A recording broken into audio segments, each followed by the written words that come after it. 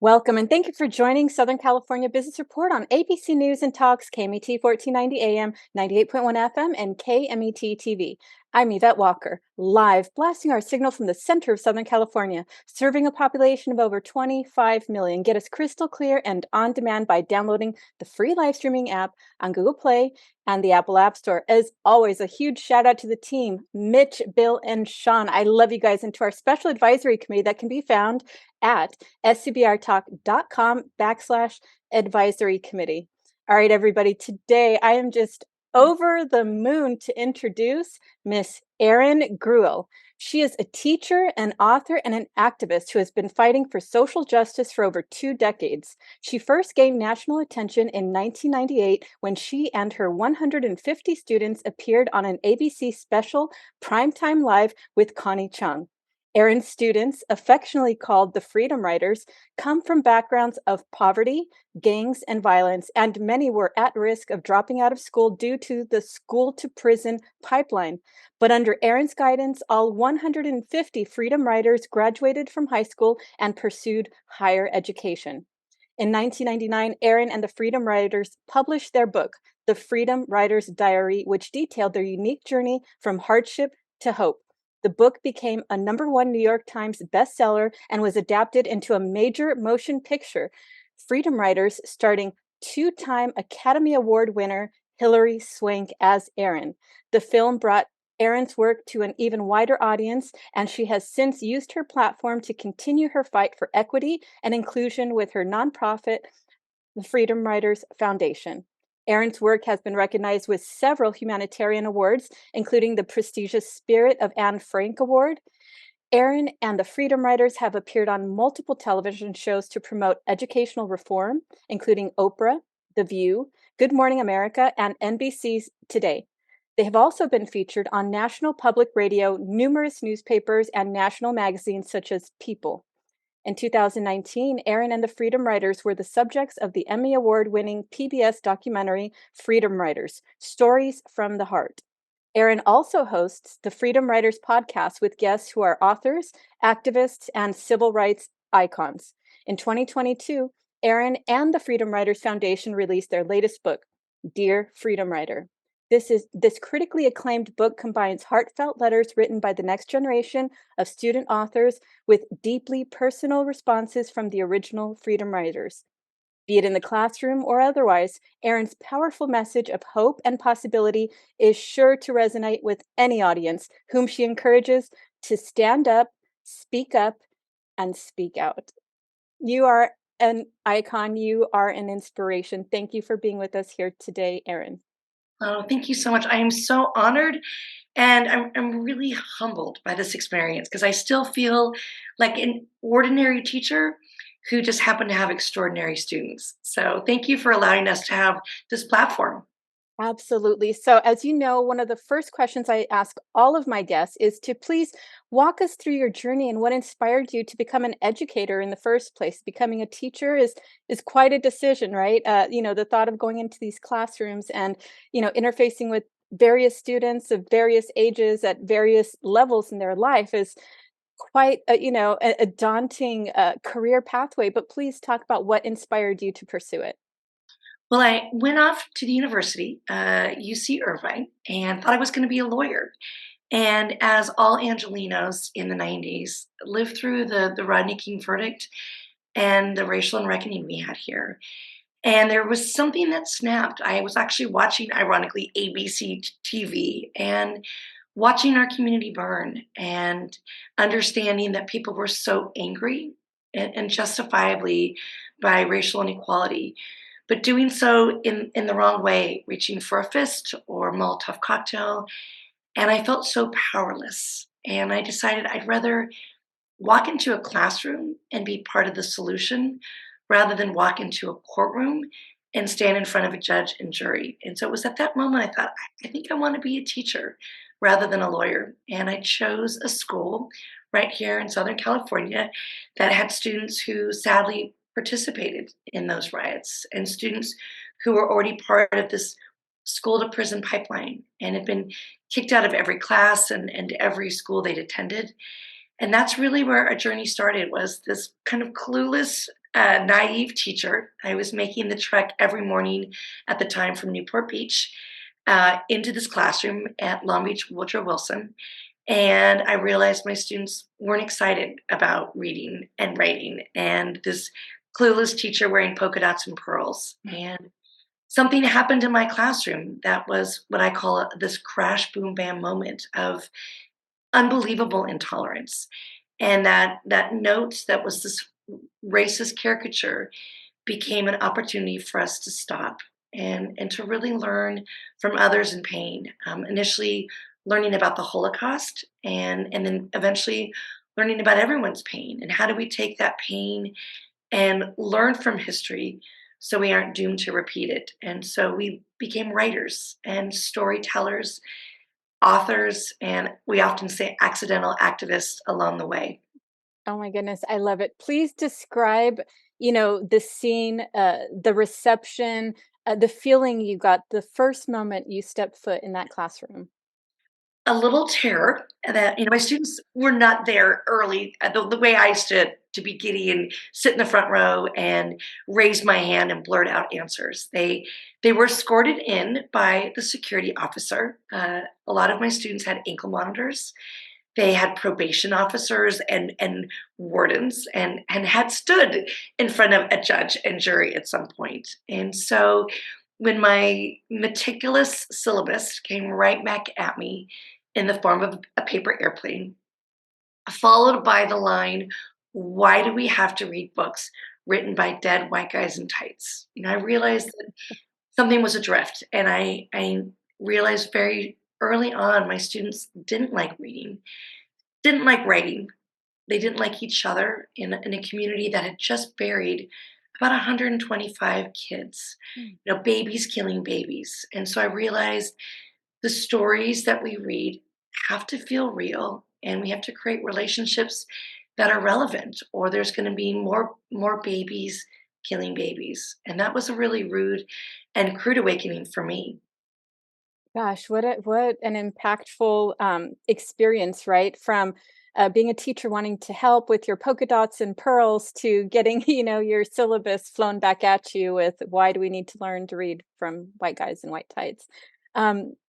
Please talk a little bit about how you were able to start to develop that breakthrough and what came into mind to create that idea that you knew they had to be reached, but how, right? That's always the question. How do you reach them? So, what did you do to come up with the how? What was the process? And was it immediately successful or was it trial and error?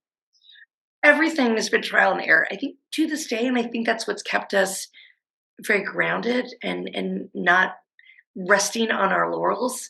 And I'm always going to talk in terms of us and we, because we really are a family, and we are a family of our making, and a family of our choice. But in those first few days when we were not a family, it was easier for my students to push away and to push down, and pushing me away and pushing my subject matter and the syllabus away. And what I needed to figure out is how do they look at education as an equalizer, maybe the greatest equalizer to an unfair playing field. And so something unplanned happened. A disgruntled student ripped out a sheet of paper, drew a horrible caricature, and off it went. At the bottom of the page, he wrote "past me," and it was making fun of a student who had been transferred into my class, and that particular student had threatened his previous English teacher at a rival high school. He threatened that teacher with a gun. Mm. And so the students were laughing and fist bumping. And when the student saw this note and knew that they were laughing at him, not with him, I think he almost fell apart. And I had great empathy in that moment for this kid who was so tough and always kept a stiff upper lip. And in that moment, I think I turned into Medusa. I think, I was having snakes hiss in my hair, and I just wanted to shock my students into understanding man's inhumanity. And so what I did is I made a comparison at that moment to a drawing I had seen at the Los Angeles Museum of the Holocaust.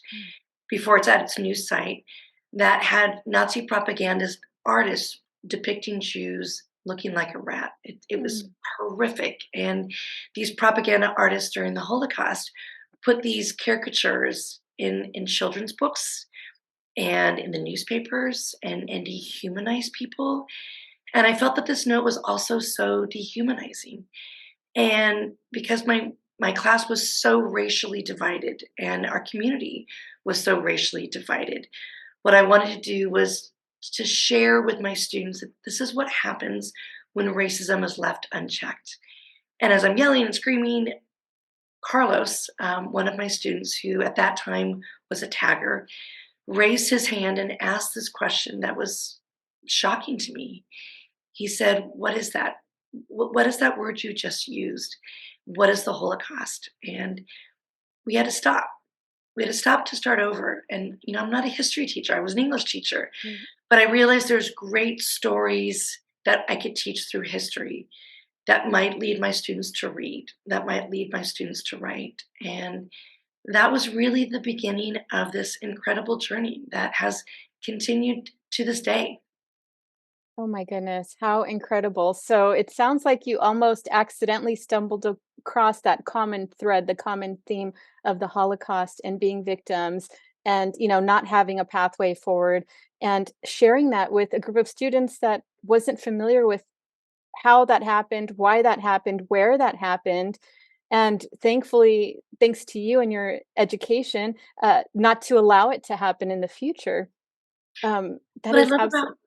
what I love about Los Angeles is I realized we're going to leave the confines of this room. We're going to leave the confines of our city and our comfort zones. And I started working 2 or 3 jobs to raise money to take my students on field trips, like to the Museum of Tolerance, to my community, to Newport Beach, to see Schindler's List that had just come out, to bring people into my class, Holocaust survivors who lived right here in Los Angeles. And suddenly the students were realizing that education isn't confined to a seat and a desk and a ballpoint pen and bells and whistles and grades. We could be lifelong learners. We could learn a lesson from someone who has a tattoo on their forearm when they were branded, when they rode a cattle car to Auschwitz. We can learn when we go to a movie theater, lessons of history. We can learn when we go to museums, and those things happened at night and on weekends and after school. And it just opened up the conversation for my students to then go back into their homes and share those lessons with their little brother and their little sister or their parents or an auntie or a tia. And it was amazing because suddenly education took on a new form and fashion. Absolutely, and so I just I watched part of the film that Hilary Swank played you in, and I recall a specific exercise that you had designed for your students to basically it was the equalizer, right? To let everybody know we're all on the same team, we all have pain. Please talk a little bit about that exercise and how that was, the breakthrough moment for your class to kind of rally together and realize we're all the same. What I love about the film, they capture it beautifully. And for a lot of people, they always ask me, how accurate was the film? And I'd say 99.9%. The screenwriter was so cautious about making sure he used my students' words from the book, from those moments like the line game. And when we hired kids, we actually did a casting call right here in Los Angeles and hired teenagers, teenagers that weren't on Disney or Nickelodeon, and teenagers that don't have momagers like Kris Jenner. We hired real kids, some of whom had been in rehab, some of whom had been homeless. And so I love in this particular scene in the film, they captured it beautifully. But I took out everything from my classroom, desks and chairs and pins and textbooks, and put painter's tape down the center of my classroom. And then when my students walked in, there was no place to sit, no place to hide, and they had to stand on the walls looking at this line, but ultimately looking at one another. And then I asked questions, and questions that were like related to pop culture first, and then became very serious and very personal secondly. And the idea was, if this pertains to you, you're going to stand on this line. And maybe, just maybe, you'll stand toe to toe, knee to knee, eye to eye with someone who shares your story. And those questions were so painful, heart wrenching, actually, about being poor, food insecurity, being homeless and unhoused, abuse, and in all forms and all fashions, and seeing things that no kid should see, hearing things that no kid should hear, and sadly experiencing things that no kid should experience. And in that silence, standing on the line, they were standing next to someone. And in that silence, there was solidarity. And in that silence, it was as if they were screaming for the world to hear them and to see them. And for me, it was very harrowing. And also, it reminded me how heroic these kids were, because regardless of their pain, they were there. They had the courage and the conviction to just get up that morning and lace their shoelaces and come to school. And regardless of the things that had been a hardship, I wanted to believe there was hope. And sadly, at the time, my very last question as the bell was about to ring was about loss. And at that time, I suspected there was a lot of loss. And in reality, it was worse than I anticipated. And my last question then was, stand on the line if you've lost someone to senseless gang violence. Mm. And when every single student was standing on that line for Wow. two, three, four, too many to count. One of them uttered, "I've been to more funerals than birthday parties." Another uttered, "I feel like I come from an undeclared war zone." And this is Los Angeles. This is California. This is America.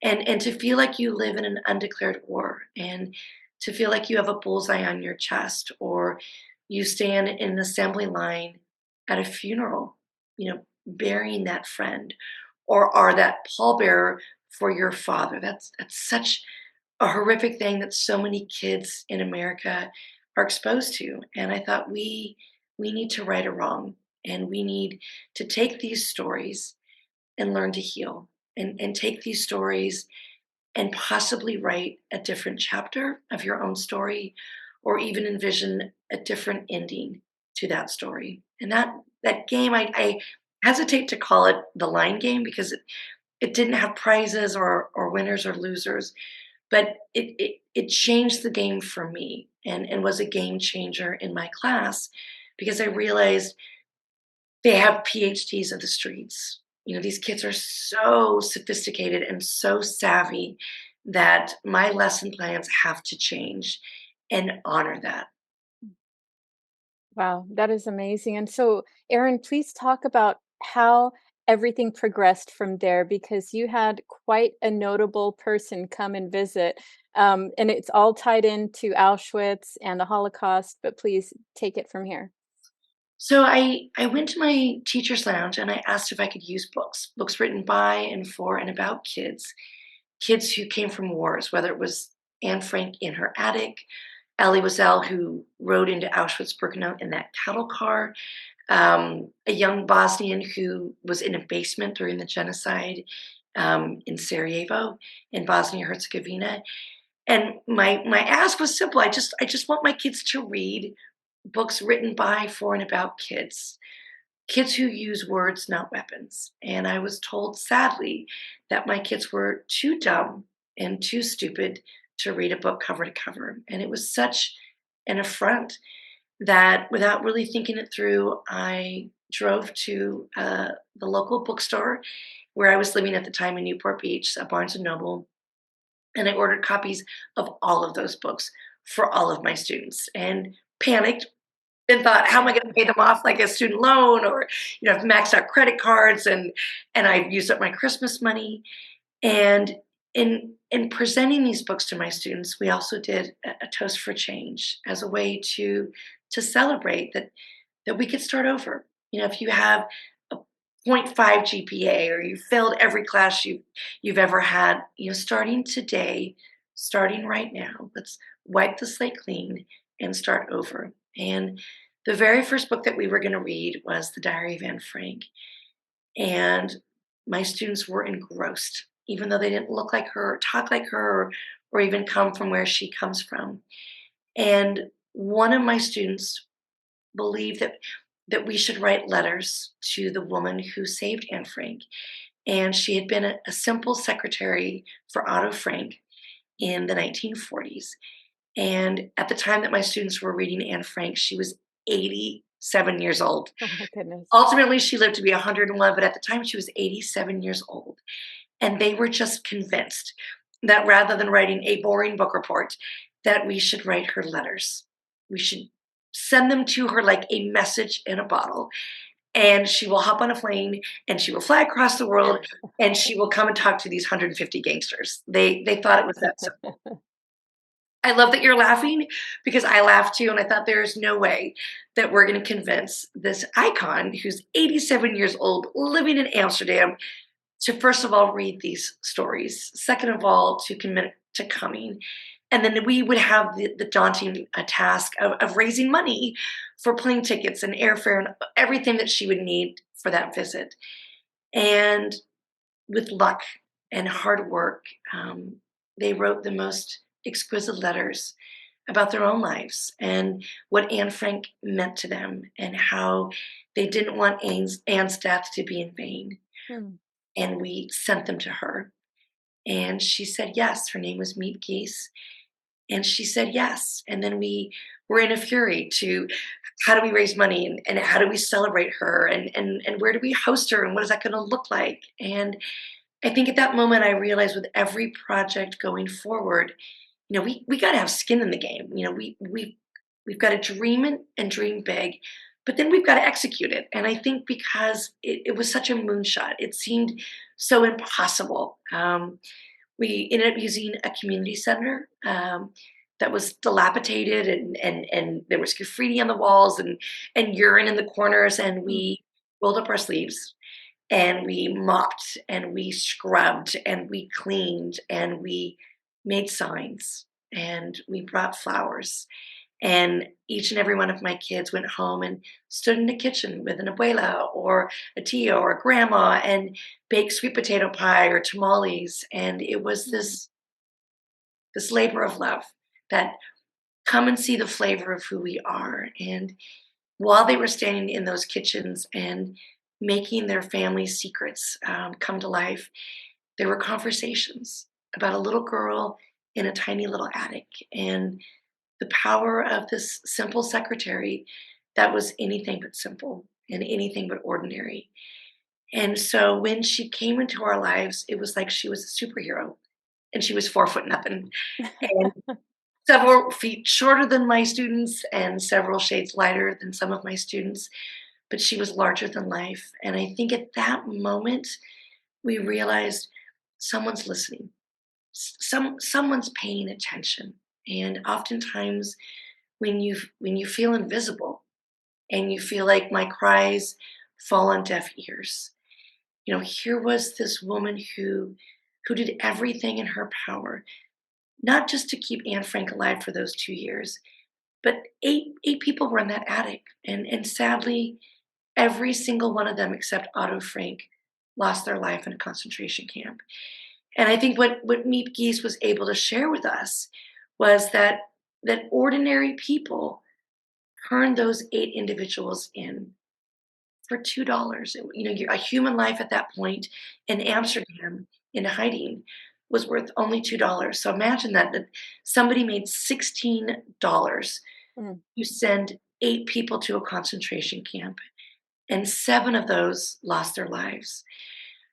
So when she put in terms like that and monetized it and made us realize that we have to stand up, we have to speak up, we have to speak out. And she said so against a backdrop of the code of the street. The code on the street is snitches get stitches. Right. And she basically challenged them and said, no, evil prevails when good people do nothing. Hmm. And this was the first time my kids really felt like someone is saying that we're good. My kids had done some bad things, but they weren't bad people. And I think that was a very liberating moment to be able to say, just because I've done something bad, I'm not a bad person. I can have a do-over. I can start over. And at that moment it was like this rebirth. It was like this baptism that, that we could indeed start anew, and we could indeed have a voice, and to be really thoughtful and intentional with that voice. And they were, and they still are, and they are activists to this very day. I love it. And it's perfect timing, Erin, because we're up on a break. So please hang tight. All right, everybody listening, Yvette Walker here with ABC News and Talk Southern California Business Report, here today with Erin Gruwell, founder of Freedom Writers Foundation, who's a teacher, author, and activist for at-risk students, which started when she and her students gained notoriety and national attention in 1998, that was turned into an American drama film with Erin's character played by two-time Emmy Award winner Hilary Swank. When we return.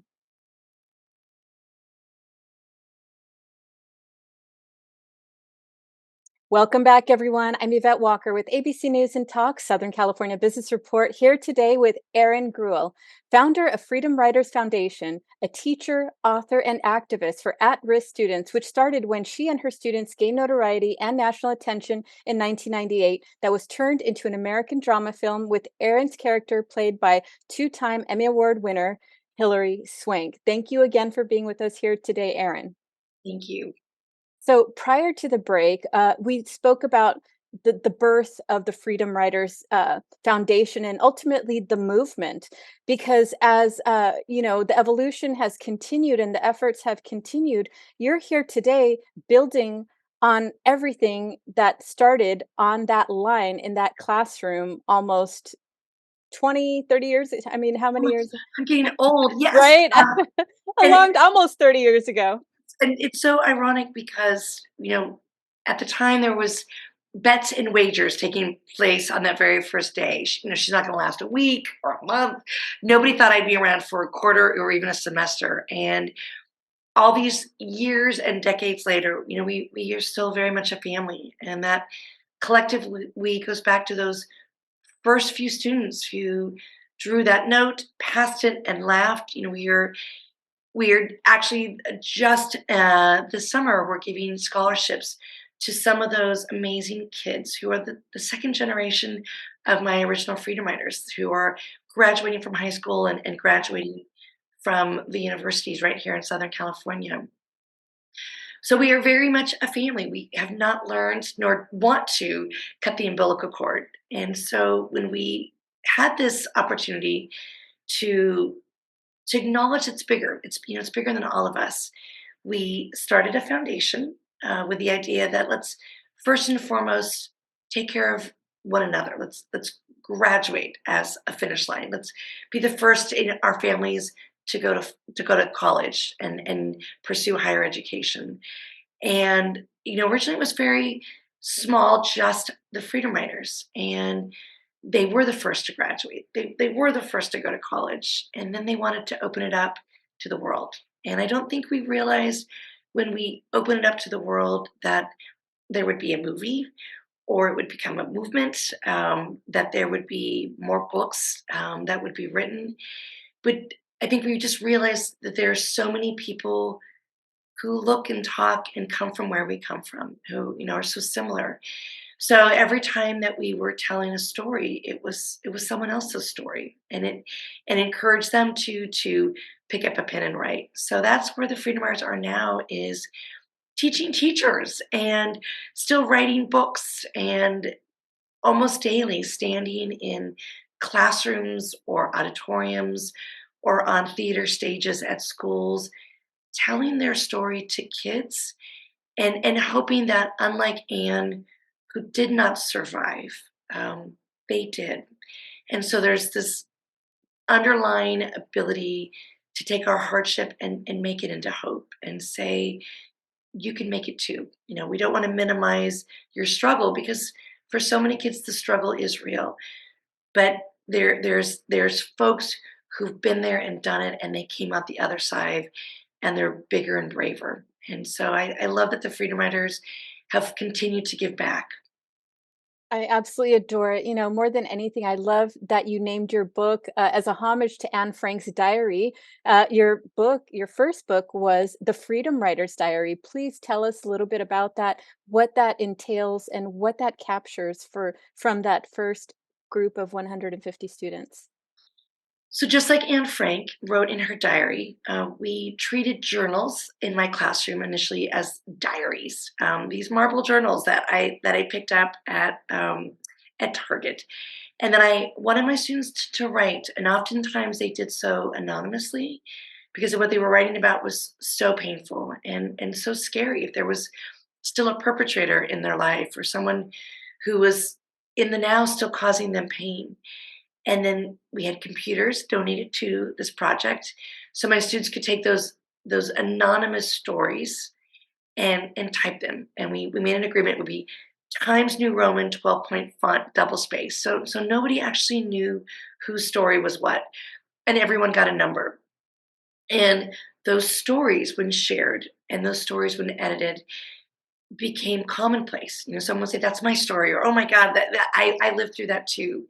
So we were able to bind those stories into initially the Freedom Writer's Diary that came out shortly after they graduated. And the idea was all the proceeds from this book will help them go to college.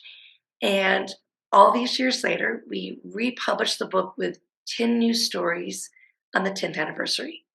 And right before the pandemic, 20 new stories on the 20th anniversary. Wow. And what I love about the new stories that are added is the it gets better. You know, that hindsight really is 2020. And in those 20th anniversary stories, so much time has gone by that they had a chance to celebrate sobriety that they might have written about in my classroom, or they might have been able to confront a perpetrator that they were still living when they were in my classroom, or they were the first to be able to take pain of being in foster care and foster someone else, to undocumented students to gain citizenship and be able to go to college and even medical school. And so the 20th anniversary is all of these beautiful layers that really answer the cries for help that they experienced when they were 14 to 18 in my class. You know, I was blessed to have them all of those years in high school, from their freshman year through their senior year. Wow. And then I was blessed to create a cohort for them at a community college. Then I was blessed to bring them over to a university and have them go through their undergraduate degrees together. And during the pandemic, we started a master's level program. So these freedom writers keep advancing academically, and a lot of them have chosen professions based on that original hurt or that original pain. Mm. And so a lot of them are what I call wounded healers. You know, one of my students who was in 42 foster homes Oh my goodness. before he was 14, in 42 foster homes, is now a registered nurse in a trauma center right here in Southern California.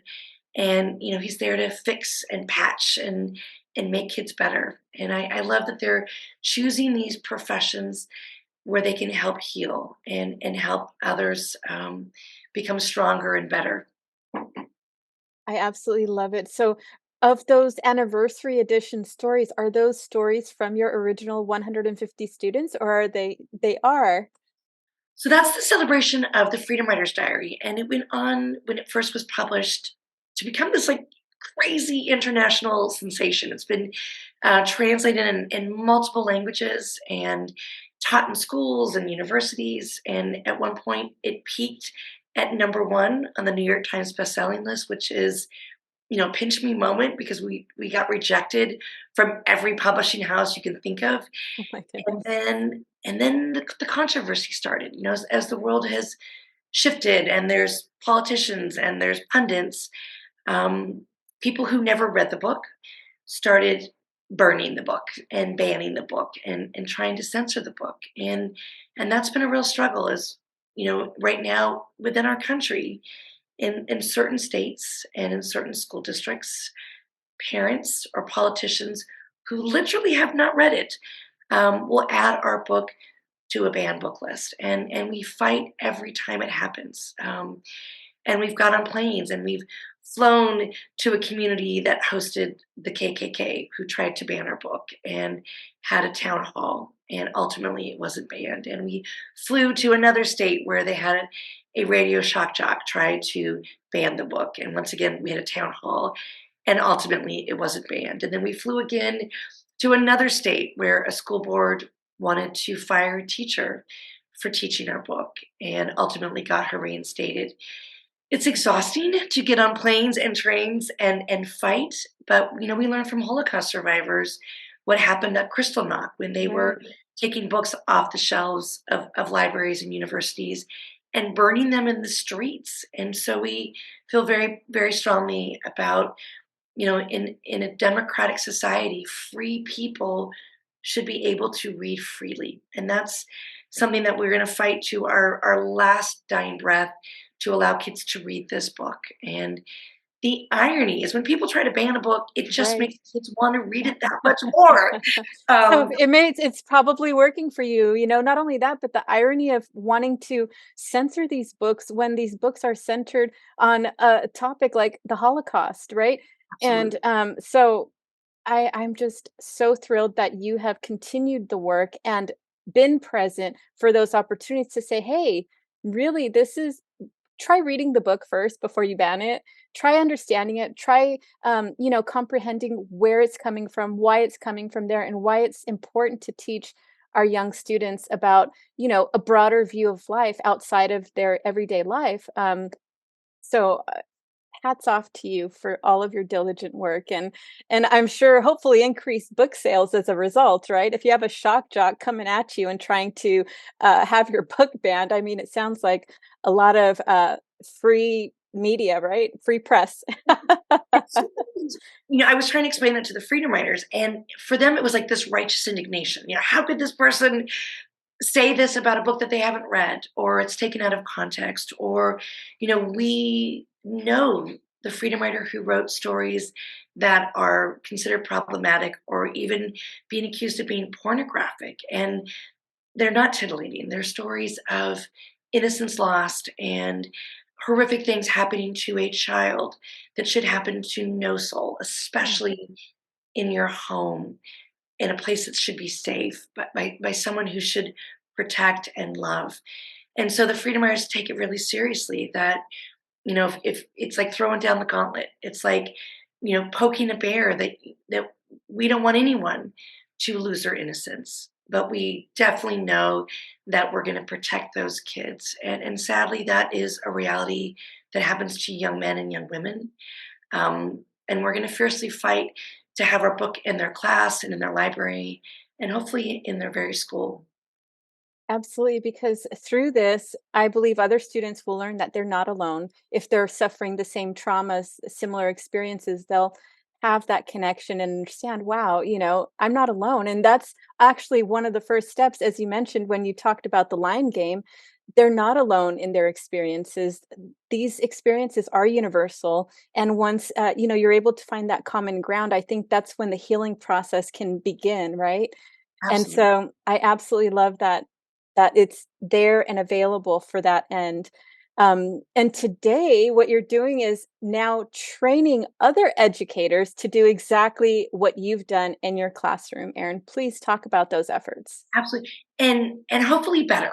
And that's our goal is we cast a net and we've invited educators to come to Long Beach, where our headquarters are located, and to learn side by side, myself and my original freedom writers. And we do a pairing. So if it's 25 teachers coming, I'll bring in 25 freedom writers. And it's a 5-day experience, a fully immersive experience where I'm their teacher, and all of the activities, including the line game and our Toast for Change that I did in room 203, I'm now doing with them as educators so they can then take it back to their own class and with their own students. And, we have teachers from all 50 states and nearly 20 countries.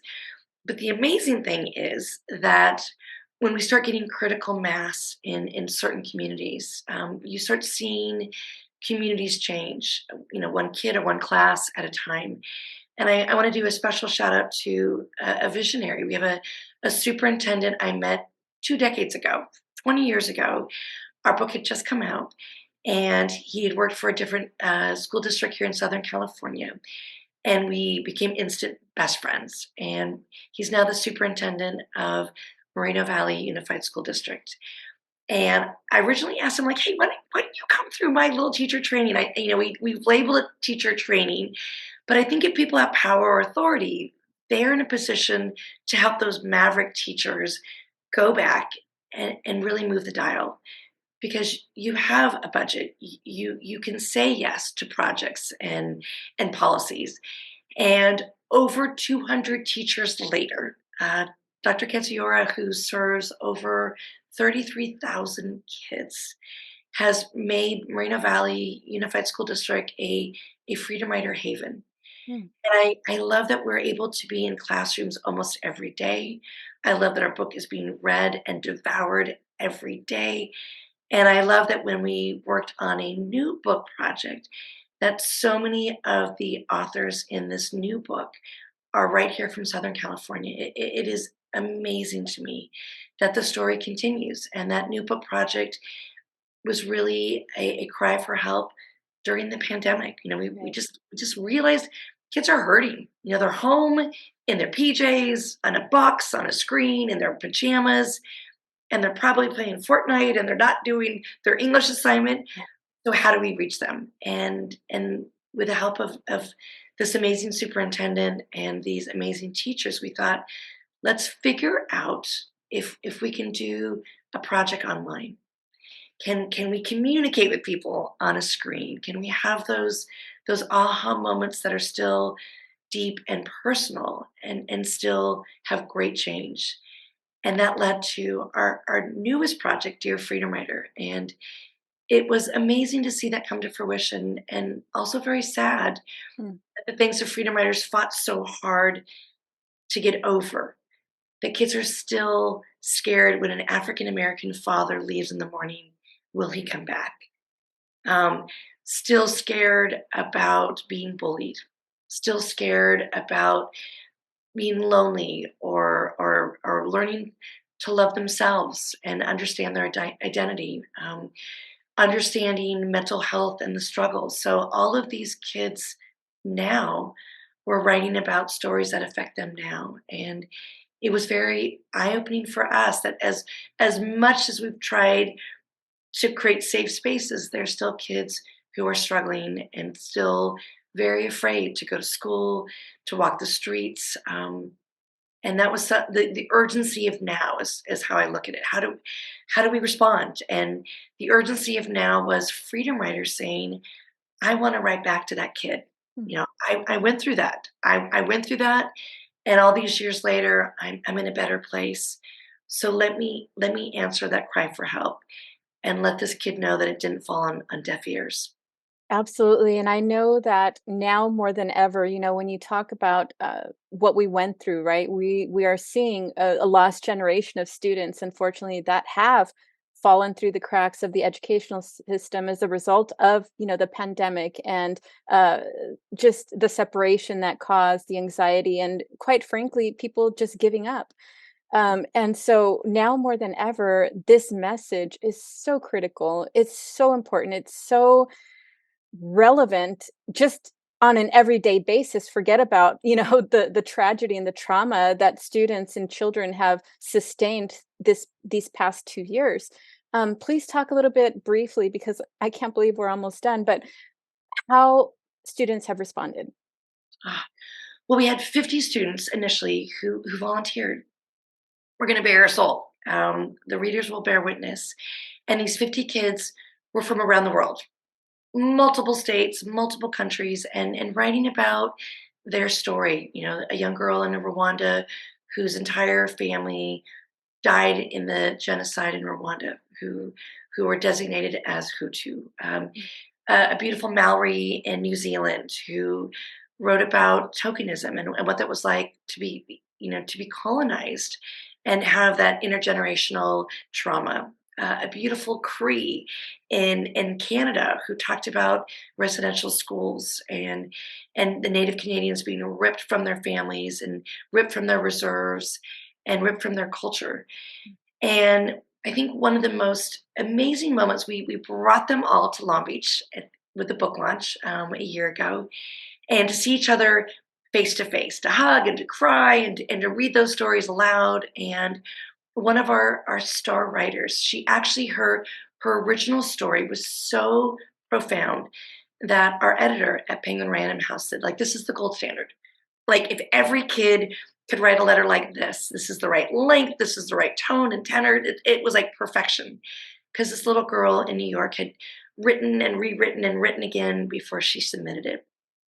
And when she came with her mother to our book launch, she gave me this beautiful little glass butterfly. It was exquisite.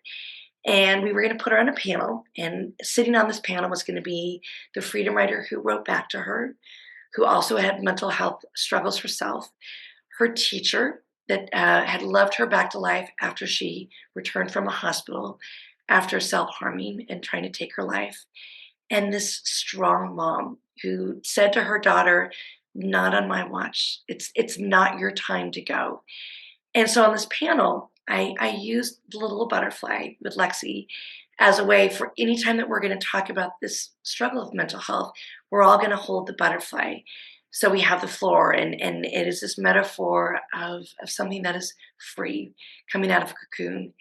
And Lexi was the star. You know, she smiled the brightest, she hugged the tightest, she loved the deepest. And then sadly, after she returned home, she took her life. And I will tell you that I was frozen. And I had this moment where I realized I have to personally call every one of these 50 kids. And then I have to call all of my freedom writers. And then I have to call all of these teachers. And I have to tell them that this girl who was so strong that we didn't see any symbols or signals, that she's no longer with us. And that we're going to have to be there for each other so that there's no other kid who's in pain having suicide ideation. And I was numb, and I just called kid after kid and snotty nose cried and tried to love them back to life. And we set up Zooms and had celebrations of life ceremonies. And just recently, I'm so honored that you asked me to be on your show after a celebration of life. We created a scholarship in Lexi's honor. We reached out to all of these kids, all of these freedom writers, all of these teachers, and we invited them back to Long Beach. And they came on June 27th. And on the anniversary of Lexi's passing, which is June 28th, we planted a tree and we released butterflies. And we had courageous conversations that really hurt. But I think we needed to kind of fortify ourselves that how do we go back home or back in our classrooms and love people back to life? How do we do that? And how do we listen when people are screaming in the silence? And how do we just hold someone's hand and be there for them in their darkest hour? And quite simply, how can we be light when things are really dark? Um, I don't have the answers, but I just wanted to provide a space that we could find those answers together and be open to the pain and open to what it means to talk about things that hurt. One of our amazing speakers was a Holocaust survivor, and she never talked about it for 40 years. And on her 47th year, she suddenly became catatonic, comatose. She couldn't eat, drink, get out of bed. And she talks about the power of sharing and the power of telling and the power of not pushing things down and pushing things away. And I think that's what I want to say to all of your listeners and all of the folks that tune in as your audience, that we have to have those conversations. We've got to find people in a judgment-free way, in a stigma-free way, could be there for you, for us, for one another. And like I said, I don't have all the answers. I just know that sometimes people just want to know that they're not alone on this planet. I love it. And you are absolutely on the right track. And I'm sorry that we're running out of time, but Erin, please briefly tell us how my audience can reach out to you, support you, find your book, and follow the Freedom Writers Foundation. Well, first of all, thank you for giving us just a platform to share. Our Freedom Writers Foundation is here to serve and humbly serve. So you can reach out to us on our website, www.freedomwritersfoundation.org. You can listen to us on our podcast, the Freedom Writers Podcast, wherever you listen to podcasts. You can pick up our books wherever books are sold, in any bookstore. You can uh, attend one of our teacher trainings by contacting us and saying, "Hey, I'm a teacher and I just want to come and learn how to be a teacher who leads with love." You can pay it forward. You can buy a book and anonymously give it to a kid who's hurting or a teacher who needs inspiration. We're here and we're open. We're proud Angelinos, and we love when people invite us to a class. We love when people invite us to a church or a synagogue or a mosque. We love when we can do philanthropic work. We just worked with our community to help feed the homeless. So we just find that when people reach out to us and say we need something, Freedom Writers show up. It's like that line, "Put me in, coach." And we rarely say no. If you want to give of your time, you can volunteer. If you want to give of your talent, you can help us. If you want to give of your treasure, we have a scholarship every year that we give to first generation kids who go to college and they need a little something extra because they don't have parents who have done it. And so we want to help give them that roadmap and some financial security. So we are very humble, and we are part of a mission and a mandate to make it a little easier for others. And so just having this invitation event was such a gift and such an honor. I appreciate it. I love you. I love your mission, and I love the Freedom Founders Foundation. Everybody listening, find them online, watch the movie, buy the book, reach out and learn about her amazing heart, Erin's amazing heart, and all of the freedom writers she's collected. Thank you for being with us today, Erin. All right, everybody, I'm sorry it has to end. This was a phenomenal interview, but it must. All right, everybody listening today, don't miss my interview with Alan Carl, a global motorcycle adventurer, television host, professional speaker, and best-selling author of the book Forks, A Quest for Culture, Cuisine, and Connection. He is a passionate adventurer who has traveled to over 80 countries, many of which were during his remarkable 3-year solo motorcycle journey around the world. Alan documents his adventure and travels on his widely read blog at www.worldwriter.com and his popular YouTube channel, www.worldwriter.tv. Next week, we will have Dr. Dora Barilla, president of HC2 Strategies and the co-chair of Stakeholder Health. She is the former VP for Community Health Investment at Providence and the founder and chair for a nonprofit organization, Partners for Better Health, promoting health initiatives in communities. Dora has spent the last 2 decades putting healthcare plans in place that are strategic, effective, and yes, downright creative. So we will see you all next week, everyone.